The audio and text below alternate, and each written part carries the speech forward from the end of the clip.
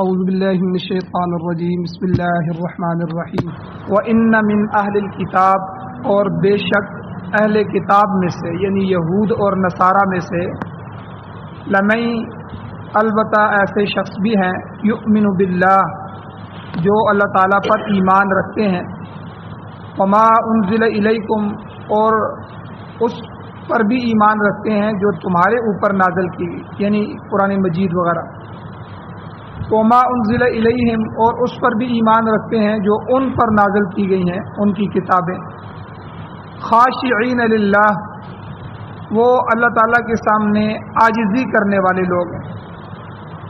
لا یشترون بآیات اللہ ثمنا قلیلا وہ نہیں خریدتے اللہ کی آیتوں کے بدلے میں کم قیمت اللہ کی کتابوں کو اللہ کے احکامات کو قیمت کے بدلے میں بیچتے نہیں اولئک یہی وہ لوگ ہیں کہ لہم اجرہم عند ربہم ان کے لیے ان کا جو اجر ہے وہ ان کے رب کے پاس محفوظ ہے ان اللہ سریع الحساب بے شک اللہ تعالیٰ جلدی حساب لینے والے سورہ آل عمران کی آیت نمبر 199 آپ کے سامنے تلاوت ہوئی ہے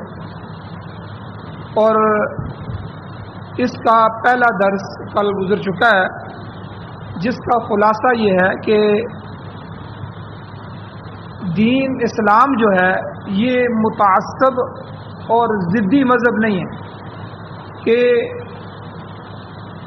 پوری دنیا کی قومیں ان میں بعض لوگ اچھے بھی ہوتے ہیں بعض برے بھی ہوتے ہیں اور جن کی اچھائی ہو ان کی اچھائی بیان کرنی چاہیے یہ اسلام کا انصاف ہے تو یہاں اللہ تعالیٰ نے فرمایا کہ اہل کتاب میں سے جو یہودی اور عیسائی ہیں نبی علیہ السلام کے قرآن کے اسلام کے دین کے شریعت کے دشمن ہیں ان میں بھی سارے ایسے نہیں ہیں پیچھے اللہ نے فرمایا لیسوا سواء سارے کے سارے برابر نہیں اور یہاں اللہ نے فرمایا وَإِنَّ مِنْ أَهْلِ الْكِتَابِ لَمَن يُؤْمِنُ بِاللَّهِ اہل کتاب میں سے ایسے لوگ موجود ہیں کہ جو اللہ پر ایمان لاتے ہیں تو ایک تو اس آیت سے یہ بات پتہ چلی کہ کسی کا کوئی بڑا سے بڑا دشمن بھی ہو تو اس کی اگر کوئی اچھائی ہو تو اس اچھائی کو بیان کرنا چاہیے اور ہماری دشمنی کی کیا عادت ہوتی ہے ہمارے اندر یہ کیا گندی عادت ہے کہ جب ہم کسی کو دوست بناتے ہیں تو اس کی برائیوں کو بھی اچھائیاں بیان کرتے ہیں اس کی برائیوں پر پردے ڈالتے ہیں اس کی اصلاح بھی نہیں کرتے اور اس کی برائیوں کو برائی بھی نہیں کہتے اور جب کسی سے دشمنی کرتے ہیں تو اس کی اچھی چیزوں کو بھی دشمنی میں لے لیتے ہیں اور کوشش ہوتی ہے کہ اس کی عزت خراب ہو اس کی جو ہے اچھائیاں بھی برائیوں میں بدل جائیں تو اسلام ایسا نہیں جس نقطے پہ دین کو اعتراض ہوگا اسلام اور شریعت اسی نقطے پہ اعتراض اٹھائیں شرک کے بارے میں اعتراض ہے کہ یہ قومیں شرک کر رہی ہیں یہ غلط کام کر رہی ہیں تو شرک پر اعتراض اٹھے باقی اگر ان کے اندر کوئی اوصاف ہیں کوئی ایسے وصف ہیں تو قرآن ضرور بیان کرے گا تو یہاں بھی اللہ تعالیٰ نے یہی بیان فرمایا کہ اہل کتاب میں سے سارے ایسے نہیں ہیں کچھ اللہ والے بھی ہیں خاشعین للہ اللہ سے ڈرنے والے بھی لمن یؤمن باللہ اللہ پر ایمان لانے والے بھی ہیں وما انزل الیکم جو تمہارے اوپر کتاب اتری ہے قرآن مجید اس کا ادب کرنے والے بھی ہیں وما انزل الیہم جو ان پر کتابیں اتری ہیں اس پر بھی ایمان لانے والے ہیں ایسے معتدل لوگ ہر معاشرے میں ہر طبقے میں ہر قوم اور ہر ملک میں پائے جاتے ہیں اور یاد رکھیں ہماری ایک بری عادت یہ ہے کہ ہم کہتے ہیں کہ فلاں لوگ ایسے ہیں افغانی لوگ ایسے ہیں کابلی لوگ ایسے ہیں حالانکہ یہ کسی قوم پر اٹیک کرنا یہ اسلام کا مزاج نہیں ہے یہ جہالت ہے اور بدقسمتی سے جو ہماری سیاست ہے جمہوریت اس میں جو ہمیں تیار کیا جاتا ہے وہ قوموں کے تقابل پر تیار کیا جاتا ہے کہ جب تک آپ اپنے مخالف کی برائیاں نہیں بیان کرتے آپ اس وقت تک الیکشن جیت نہیں سکتے جو ہی الیکشن کا دورہ آئے گا آپ دیکھیں گے کہ یہ لیڈر اس لیڈر کو برا کہہ رہا ہے اور وہ لیڈر اس پر تنقید کر رہا ہے اور ان کی ذاتیات کو اچھال رہے ہیں ان کے گھروں تک ان کی ماؤں بہنوں بیٹیوں کے قصے بیان کر رہے ہیں یعنی یہ ہماری عادت بن گئی پھر برادریوں کے ساتھ جب لڑائی ہوتی ہے تو ایک دوسرے کا وہ طوفان جو ہے مچایا جاتا ہے کہ جس کا بندہ اندازہ بھی نہیں لگا سکتا۔ اور اسی طرح ہمیں قوموں اور برادریوں سے لڑایا گیا، یہ ہماری برادری ہے، وہ ہماری برادری کا نہیں ہے، یہ میری قوم کا ہے، یہ میری قوم کا نہیں ہے، یہ پنجابی ہے، وہ پنجابی نہیں ہے، پختون ہے، پختون کہتے ہیں، یہ پختون نہیں ہے، پنجابی ہے۔ اسی طرح یہ ہمارے صوبے کا نہیں ہے، اس کا مسئلہ ہمارا مسئلہ ہی نہیں ہے کیونکہ ہمارے صوبے کا نہیں ہے۔ اور اسی طرح پھر ملک سے نکل کر باہر جو ہے دوسرے ملکوں کا تقابل کیا جاتا ہے، یہ کشمیری ہیں، یہ فلسطینی ہیں، پھر عرب و عجم کا جو ہے ہم عربی ہیں وہ اجمی ہیں، یا ہم اجمی ہیں وہ عربی ہیں۔ تو یہ سارا کہ حضور علیہ الصلوۃ والسلام اس بات کو سمجھتے تھے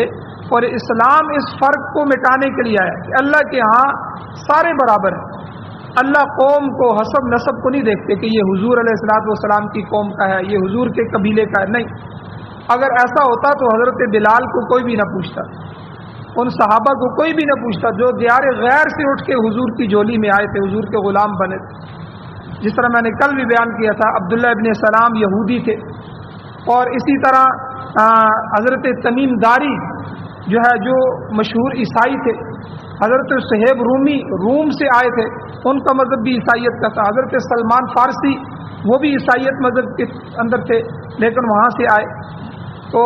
کسی نے ان کو نہیں کہا، حضور نے نہیں کہنے دیا کہ تم تو فارس سے اٹھ کے آئے ہو، تم تو ہمارے غلام ہو، تم آ کے یہاں کیوں مداخلت دیتے ہو، بلکہ حضور نے اعزاز عطا فرمایا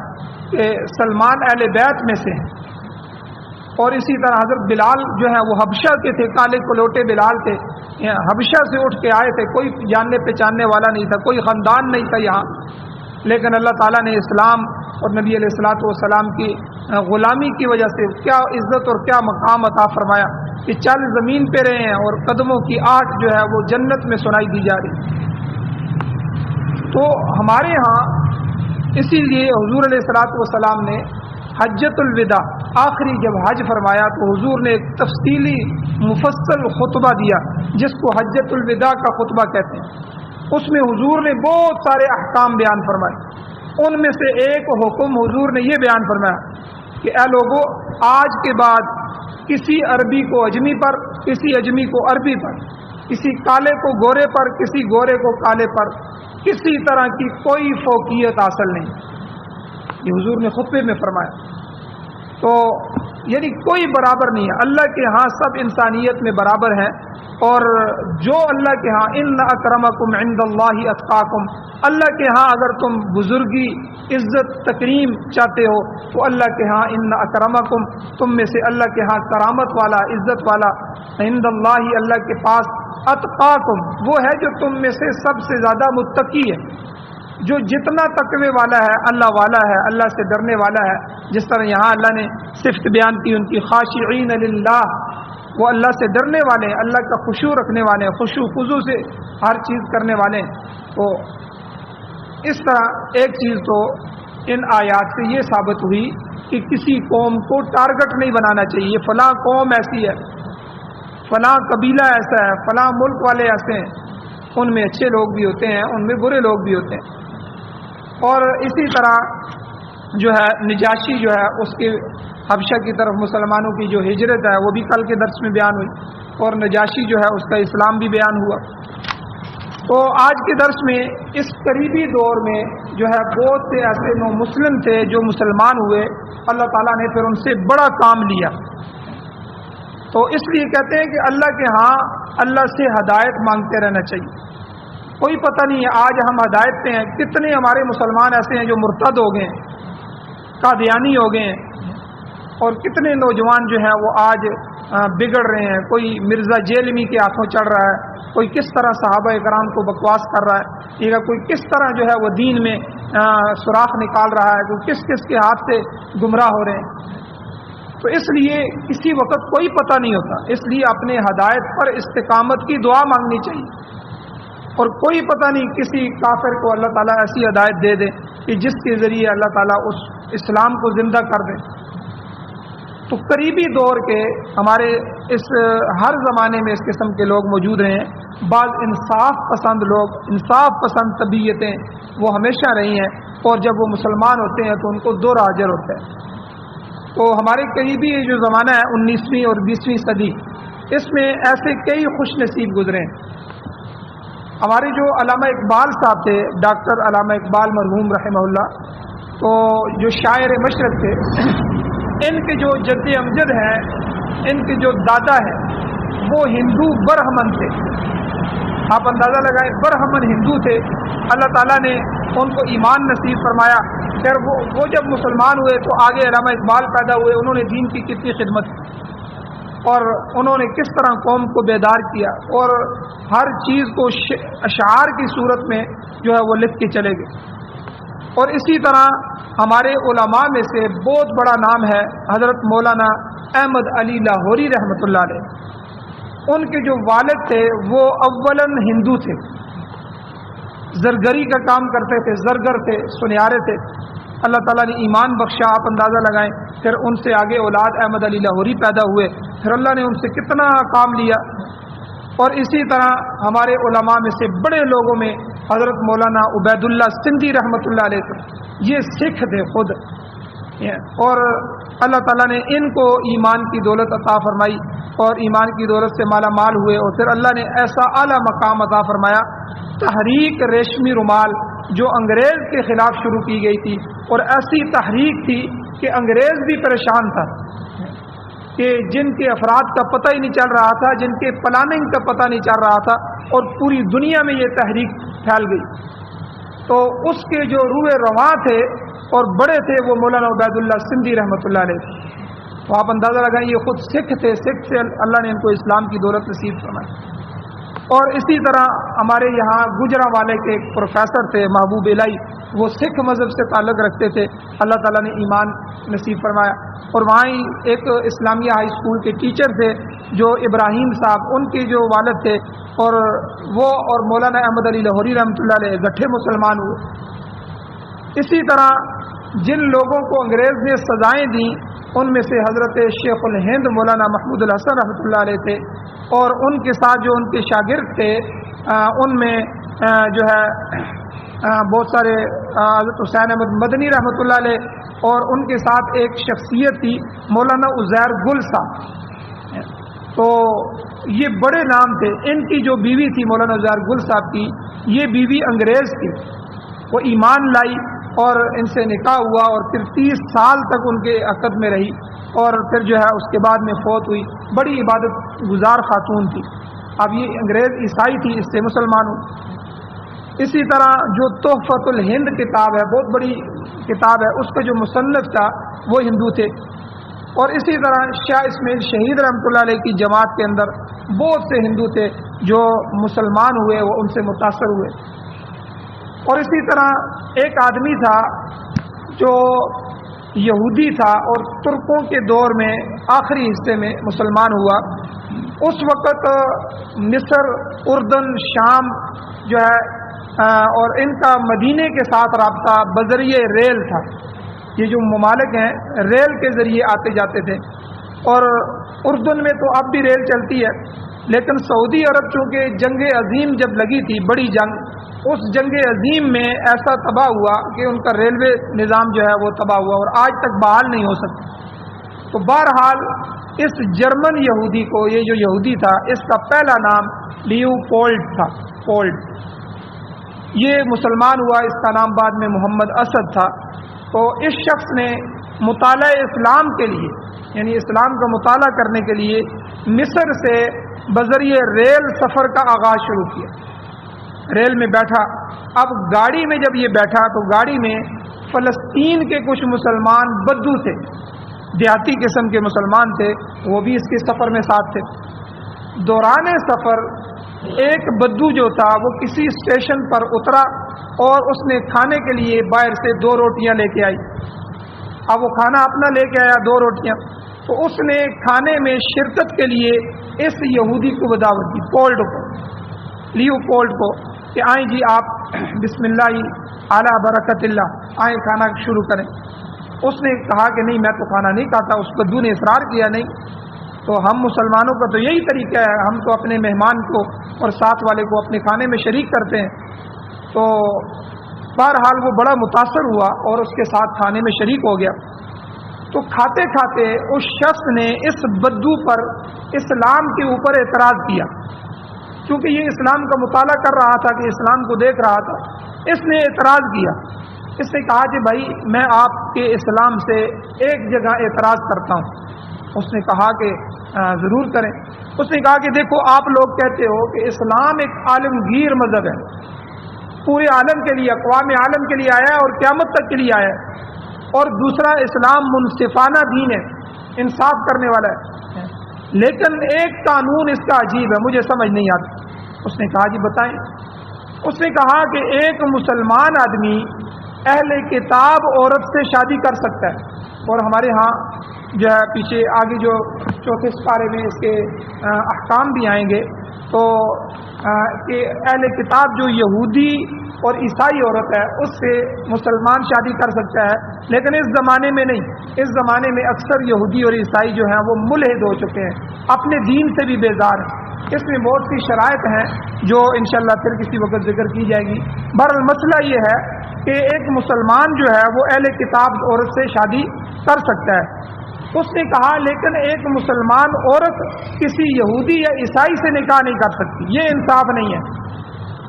یہ اعتراض کیا اس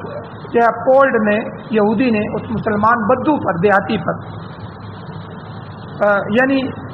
اعتراض آپ سمجھ گئے ہوں گے کہ جس طرح ایک مرد مسلمان جو ہے وہ اہل کتاب عورت سے شادی کر سکتا ہے، تو انصاف یہ ہونا چاہیے کہ عورت جو ہے وہ کسی اہل کتاب سے بھی شادی کر سکتی ہو، لیکن ایسا نہیں ہے۔ تو وہ بدو تھا، دیہاتی تھا، لیکن اس کا اسلام کا مطالعہ تھا، تو وہ فوراً معاملے کی تہ کو پہنچ گیا اور اس نے اعتراض کا جواب دیا۔ اس نے کہا کہ بھائی بات سمجھو کہ دنیا میں جتنی بھی آسمانی مذاہب ہیں ان میں سے تقریباً یہ 3 مذہب زندہ ہیں، مسلمان، عیسائیت اور یہودیت۔ کیونکہ یہودی حضرت موسیٰ علیہ السلام کی قوم ہے، بنی اسرائیل ہے، عیسائی حضرت عیسیٰ علیہ السلام کی قوم ہے، اور مسلمان حضرت محمد صلی اللہ علیہ وسلم کی قوم ہے۔ اب ان میں سے صرف مسلمان ایک ایسا مذہب ہے، اسلام ایک ایسا مذہب ہے جو سارے انبیاء کی تعظیم کرتے ہیں، سارے نبیوں کا جب نام آتا ہے تو اس نام سے محبت کرتے ہیں۔ مسلمان حضرت موسیٰ علیہ السلام کو بھی، حضرت عیسیٰ علیہ السلام کو بھی، اور ان سمیت تمام انبیاء اکرام پر ایمان بھی رکھتے ہیں کہ یہ واقعی اللہ کے نبی تھے۔ اور قرآن مجید ہمارا یہ کہتا ہے لا نفرق بین احد منہم، ہم ان نبیوں میں سے کسی ایک کی بھی تفریق نہیں کرتے،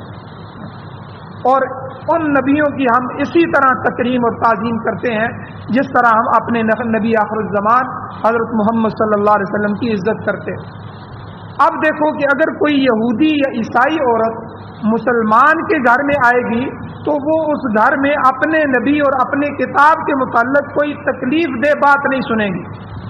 وہ وہاں اپنے نبی اور اپنے کتاب کی عزت ہی دیکھے گی کہ مسلمان بھی تورات کو جو ہے اور زبور کو اور انجیل کو اور ان کتابوں کو اللہ کی کتابیں مانتے ہیں۔ وہ الگ بات ہے کہ اب منسوخ مانتے ہیں کہ اب ان کا احکام نہیں چل سکتے، اور ان نبیوں کی تعظیم اور تکریم بھی کرتے ہیں، لیکن ان کو اب منسوخ مانتے ہیں کہ ان کا جو ہے اب دنیا میں وجود نہیں ہے، اب حضور آخری نبی ہیں، لیکن عزت کرتے ہیں۔ تو وہ جو عورت ہوگی عیسائی یا یہودی، وہ مسلمان کے گھر میں کوئی ایسی تکلیف دہ بات نہیں سنے گی کہ جو اس کے نبی کے خلاف ہو یا اس کی کتاب کے خلاف۔ تو لیکن اس کے مقابلے میں اگر کوئی مسلمان عورت کسی یہودی یا عیسائی کے گھر میں جائے گی تو وہ عیسائی اور یہودی نبی علیہ السلام کے دشمن ہے، ہماری کتاب جو ہے قرآن مجید کے دشمن ہے، اور وہ ہمیشہ اس کی گستاخیاں کرتے رہتے ہیں۔ تو اس لیے مسلمان عورت ان کے گھروں میں جو ہے وہ محفوظ نہیں رہے گی، اس کا نسب اور نسل بھی محفوظ نہیں رہے گی، اور اس کی عزت اور تکریم بھی نہیں رہے گی، اور وہ ہمیشہ تکلیف میں مبتلا رہے گی۔ تو یہ جو پول تھا یہودی، یہ سب سے پہلے اس فلسطینی مسلمان بدو کی بات سے متاثر ہوا۔ اس نے کہا کہ واقعی تو نے بات تو بالکل صحیح کہی ہے، اس پر اس بات کا بڑا اثر ہوا، اور پھر اللہ تعالیٰ نے اس پر ایمان کو کھول دیا، اور وہ شخص اسلام جو ہے لے آیا، اور پھر اسلام کی تائید میں اس نے بڑی کتابیں لکھی، جن میں اس کی ایک کتاب ہے روڈ ٹو مکہ انگلش کی کتاب ہے، شاہراہ مکہ، بڑی اچھی کتاب ہے۔ اسی طرح ایک اور اس کی کتاب ہے اسلام آف دی کراس روڈ، یعنی اسلام چور رستے پر،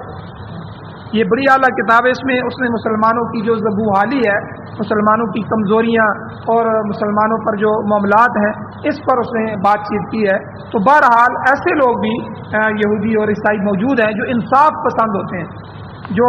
اسلام کو پڑھ رہے ہوتے ہیں، اسلام کا مطالعہ کر رہے ہوتے ہیں، بلکہ آج کے زمانے میں تو یہ چیز وہاں یورپ میں بہت زیادہ ہو گئی ہے،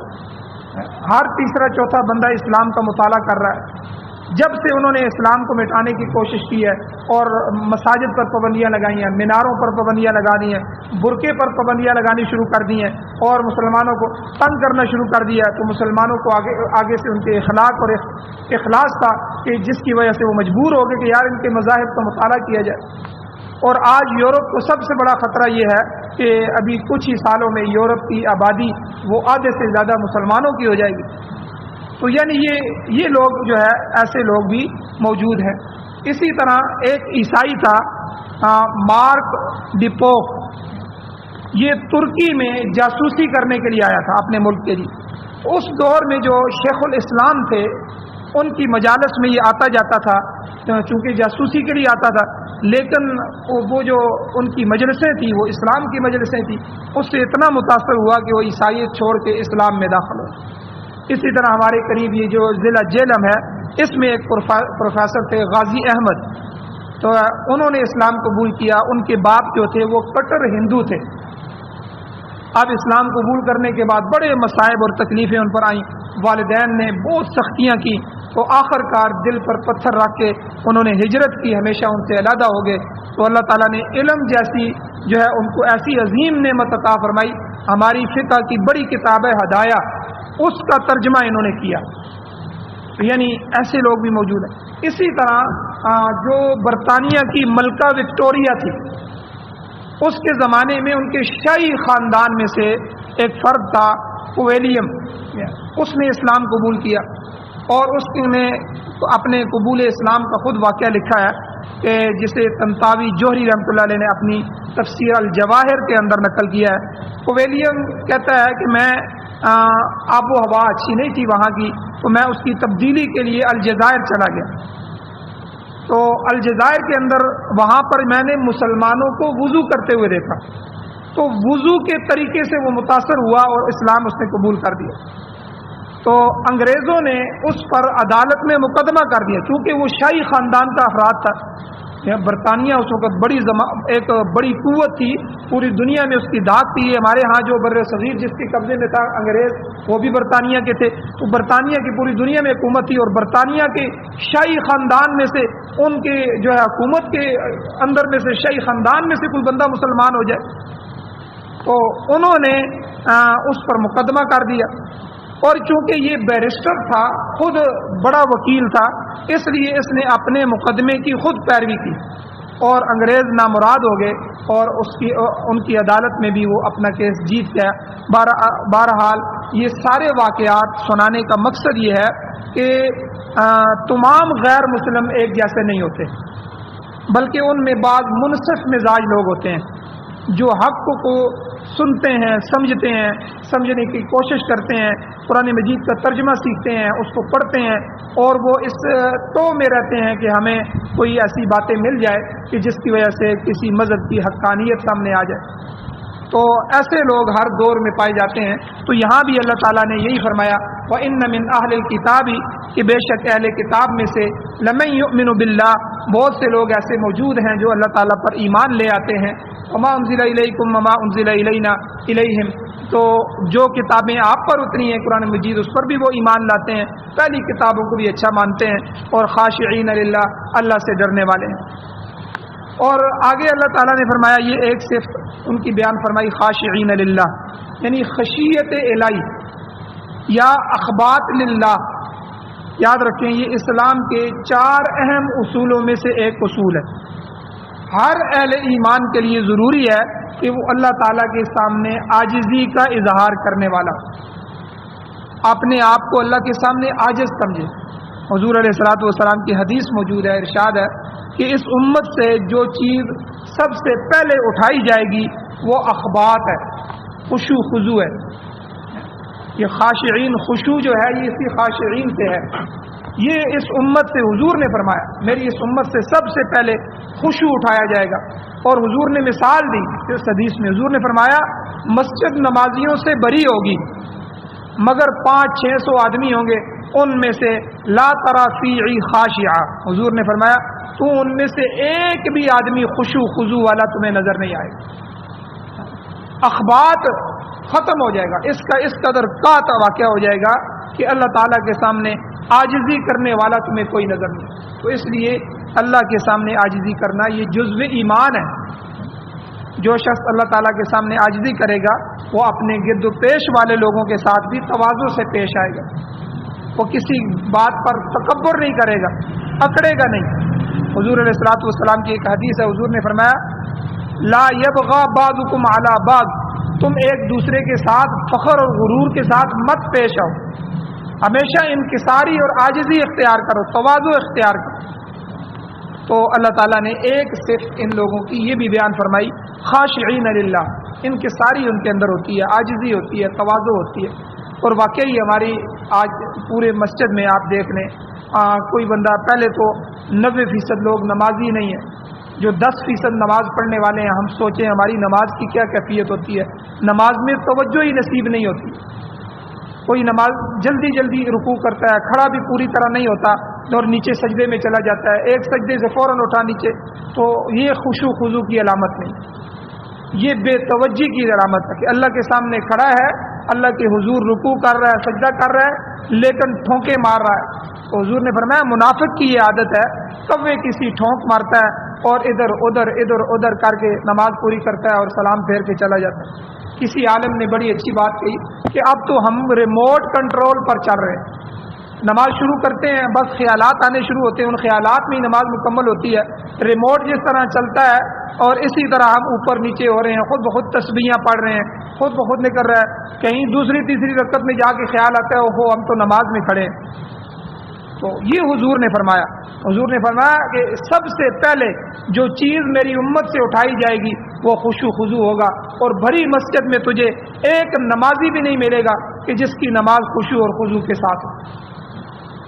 ایک صفت کو اللہ تعالیٰ نے یہاں یہ بیان فرمائی، دوسری صفت اللہ نے یہ بیان فرمائی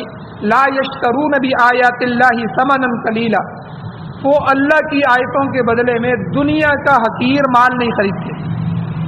گزشتہ درسوں میں بھی کئی مقامات پر آ چکا ہے کہ اہل کتاب کی ایک گندی عادت یہ تھی کہ وہ جو ہے پیسوں کے لیے حکم بدل دیتے تھے۔ اب جیسے کوئی طلاق دے دیتا ہے یا کوئی اور معاملہ کر لیتا ہے یا کوئی حرام کھا لیتا ہے یا کوئی بینک کی نوکری کر لیتا ہے یا کوئی اور معاملہ کر لیتا ہے، پھر مولوی صاحب کے پاس آتے ہیں، مولوی صاحب کوئی راستہ نکال دینا، کچھ ہو سکتا ہے، کچھ لے دے کے ہو جائے۔ ہم ہر قسم کا آپ کا اکرام کرنے کے لیے تیار ہیں، بس آپ ہمارے لیے مسئلہ بتا دیں۔ کیا مطلب ہوتا ہے؟ حکومت اب علماء کو مجبور کر رہی ہے، دیکھیں جی سود کو حلال کرا دیں، کسی طرح کوئی گانے کو حلال کیا جا رہا ہے، تروڑ مروڑ کی جو ہے وہ حدیثیں اور اس طرح کی چیزیں پیش کر کے جو ہے، تو اب تو یہ زمانہ آ گیا۔ تو یہ عادتیں یہود و نصارہ میں تھیں، یہ یہودیوں کی عادتیں تھیں کہ وہ مال کے ذریعے تھوڑی سی قیمت لیتے، اللہ کا حکم بدل دیتے، اللہ کی آیتوں کو بدل دیتے۔ تو پچھلی جتنی بھی کتابیں ہیں ان کی ذمہ داری اللہ تعالیٰ نے ان کے علماء پہ ڈالی، تو اس لیے وہ کتابیں دنیا میں تحریف کا شکار ہو گئی، رد و بدل کا۔ اللہ نے قرآن مجید کی ذمہ داری نہ علماء پہ ڈالی ہے نہ اس امت پہ ڈالی ہے۔ اللہ نے کہا انا نحن نزلنا الذکر وانا له لحافظون، اس قرآن کو میں نے ذکر کیا ہے، جو ہے نازل کیا ہے، اور ہم نے ہی اس کی حفاظت کرنے والے ہیں۔ تو اس لیے قرآن محفوظ ہے، ورنہ یہ حقیر دنیا اس کے ذریعے جو ہے تھوڑی قیمت پر قرآن مجید کو بیچ ڈالنا، اس کے حکموں کو بدل ڈالنا، تو یہ بیماری اہل کتاب سے مسلمانوں میں بھی منتقل ہوئی۔ اب دھوکہ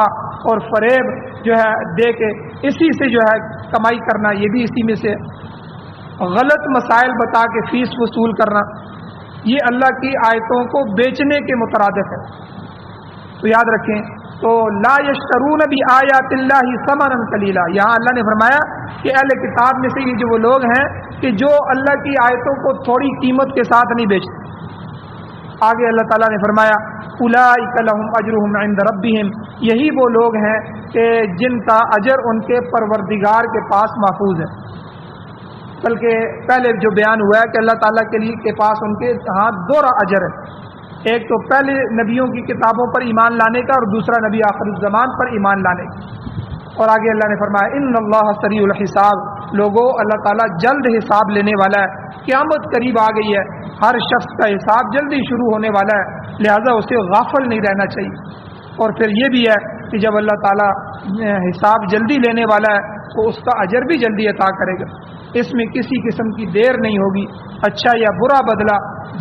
جو شخص جس کا حقدار ہوگا وہ فوراً اس کو ملنے والا ہے، اس لیے اپنے معاملات کو دیکھنا چاہیے، ہر بندہ اپنا احتساب کرے کہ میں کن صفوں کے اندر کھڑا ہوں اور میرے اعمال کیسے ہیں اور میرے لیے کیا نتیجہ نکل سکتا ہے۔ اللہ تعالیٰ سے دعا ہے اللہ ہمیں عمل کی توفیق عطا فرمائے، آمین۔ الحمدللہ رب العالمین والعاقبۃ للمتقین والصلاۃ والسلام علی رسولہ النبی الامی الکریم۔ یا اللہ ہماری کمیوں کوتاہیوں کو معاف فرمائیے، درگزر فرمائیے، صغیرہ کبیرہ گناہوں کو معاف فرمائیے۔ یا اللہ قرآن و سنت کو سننے، سمجھنے، پڑھنے، اس پر عمل کرنے، اس کی اشاعت کرنے کی توفیق عطا فرمائے۔ یا اللہ قرآن و سنت کو پورے پاکستان سمیت پوری دنیا میں بطور آئین، بطور دستور، بطور ضابطۂ حیات یا اللہ ہمارے مقدر فرما، اس کا نفاذ فرما۔ یا اللہ عمارت اسلامیہ شریعہ، خلافت راشدہ، اس کا قیام نصیب فرما۔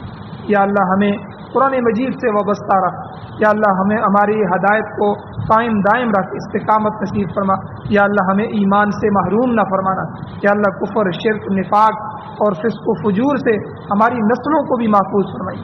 یا اللہ جو بیمار ہیں ان کو شفا عطا فرمائی، جو پریشان حال ہیں ان کی پریشانیوں کو ختم فرمائی۔ یا اللہ جو اس دنیا سے ایمان کی حالت سے جا چکے ہیں یا اللہ ان سب کی بخشش فرمائی۔ صلی اللہ تعالی علی خیر خلقہ